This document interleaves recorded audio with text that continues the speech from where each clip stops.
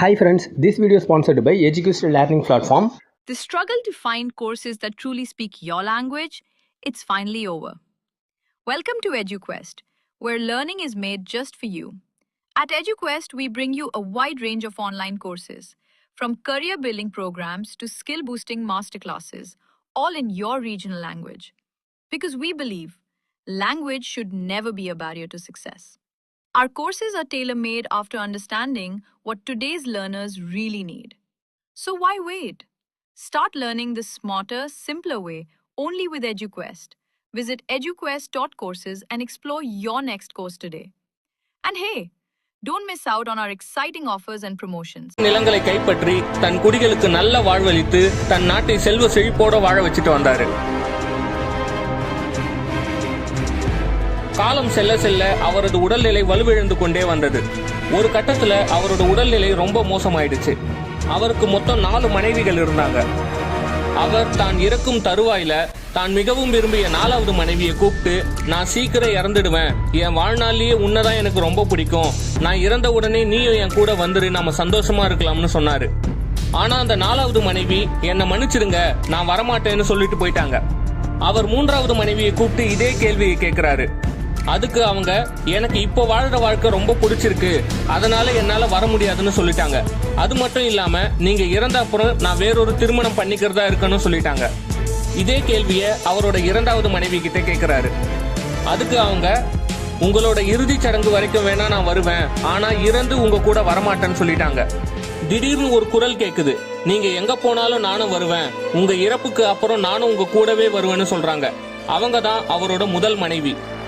இப்படிப்பட்ட முதல் மனைவியை பிடிக்காம தான் அவர் மேலும் 3 மனைவி வச்சிருந்தாரு. முதல் மனைவி இப்படி சொன்னப்பதான் அவருக்கு புரிஞ்சுது, உண்மையான அன்புக்கு இத்தனை நாள் முக்கியத்துவம் கொடுக்கலையேன்னு அவர் ரொம்ப மனம் வருந்தினாரு. ஆனா கண் கேட்ட அப்புறம் சூரிய நமஸ்காரம் பண்ணி பிரயோஜனமே கிடையாது. இந்த கதையை நம்ம லைஃப் கூட கம்பேர் பண்ணி பார்க்கலாம். நாம எல்லோருக்கும் 4 மனைவி இருக்காங்க. நம்மளோட 4வது மனைவின்னு சொல்லப்படுவது நம்முடைய ஆடை மற்றும் ஆபரணங்கள். அந்த கதையில அவரோட 4வது மனைவி அவர் கூட கடைசி வரைக்கும் வரமாட்டேன்னு சொல்லிட்டாங்க. அதே போல நம்மளுடைய ஆடை மற்றும் ஆபரணங்கள் நாம இறந்த அப்புறம் நம்ம கூடவே வரப்போறது கிடையாது.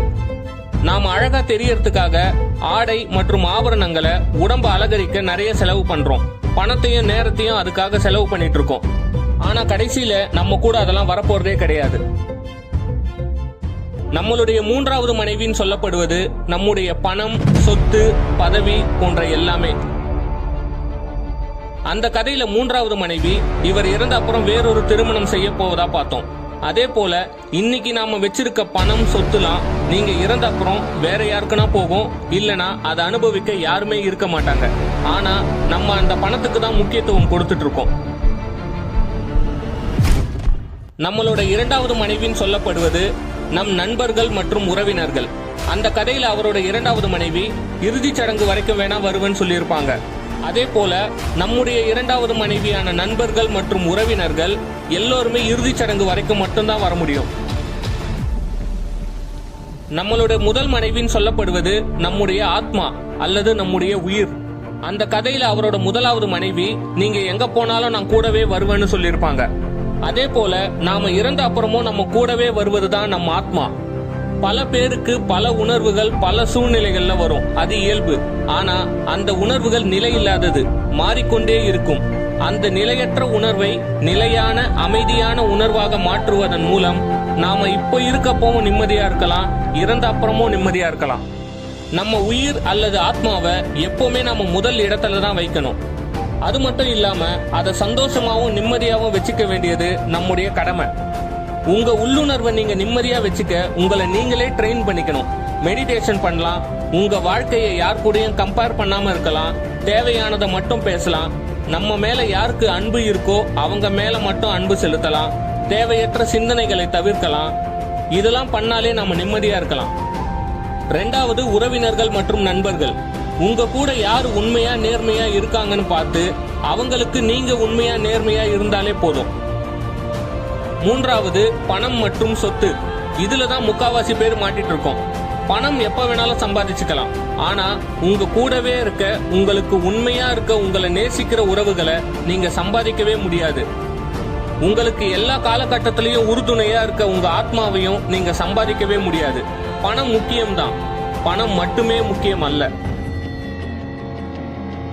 4வது நம் ஆடை ஆபரணங்கள்.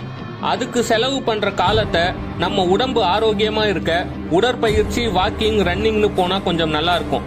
உடம்பு நல்லா இருந்தா நம்முடைய ஆத்மா ஆரோக்கியமா இருக்கும். ஆத்மா ஆரோக்கியமா இருந்தா நிம்மதியும் சந்தோஷமும் தானா தேடி வரும். சரி, நம்ம கன்க்ளூஷன் வரலாம்.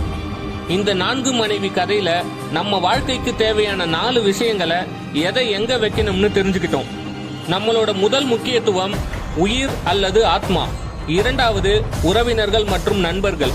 3வது பணம் மற்றும் சொத்து. 4வது ஆடை மற்றும் ஆபரணங்கள். நம்மளோட உயிர் மற்றும் உடம்ப நல்லா பார்த்துக்கிட்டாலே மற்ற 3ம் தானா தேடி வரும்.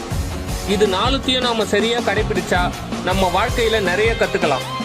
இந்த அனுபவத்துல நீங்க என்னெல்லாம் கத்துப்பீங்கன்னு இப்போ உங்களாலையும் சொல்ல முடியாது, என்னாலையும் சொல்ல முடியாது.